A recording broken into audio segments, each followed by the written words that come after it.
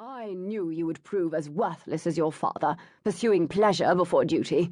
Did you learn nothing from my training? You're too much a slave to your passions to ever govern a country successfully. Damn him, and damn his training. Simon had proved his maternal grandfather wrong in India, where, except for his blunder at Poona, he had governed with skill. And now he would prove the man wrong in England too, Louisa or no Louisa. He only wished Grandfather Monteith had not died before witnessing Simon's triumph. Raji danced restlessly on his shoulder, and Simon rubbed the monkey's shoulder to soothe him. Yes, scamp, it's best we join the crowd before anyone, especially Miss North, sees me eyeing her like some starving Hindu contemplating a bowl of rice. He strode toward the steps. Your Grace! Simon turned to see a Castlemaine servant hurrying along the gallery. My lady told me to watch for you, the man said as he reached Simon. His Majesty asked that you join him in the rose garden at once. Deuce take it, someone else he didn't want to see. Simon's correspondence with his ex-friend had been limited to Indian government affairs. What does His Majesty want? The servant blinked. I don't know. I was just sent to fetch you. He eyed Raji warily.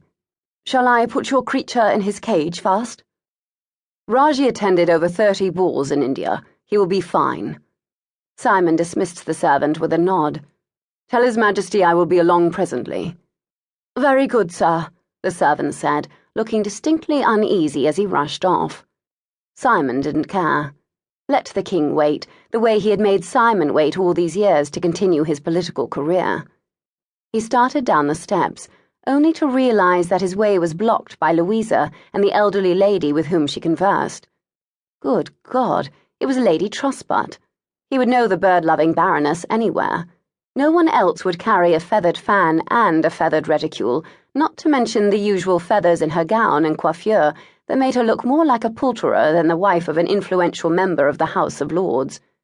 When the harpists began a new piece and Lady Trussbutt turned her head to listen, he noticed that she even wore a brilliantly plumed artificial peacock nestled in— Damn, Raji!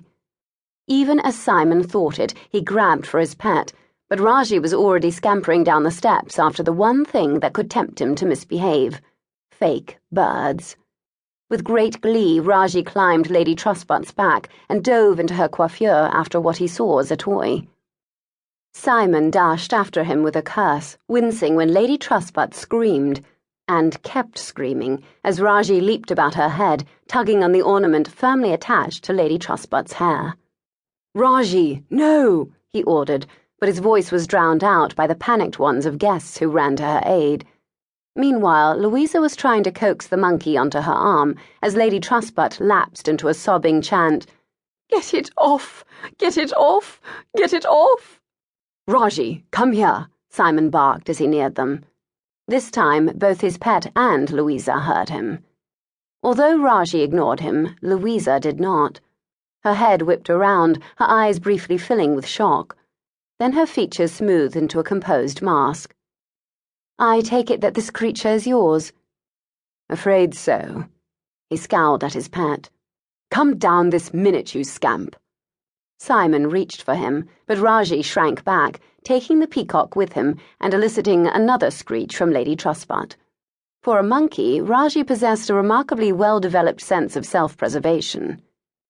You're making it worse, Your Grace, Louisa said. He's afraid of you. The only thing he's afraid of is losing that bloody bird, Simon snapped, irritated that she could call him Your Grace as if they were strangers. Oh dear, oh dear.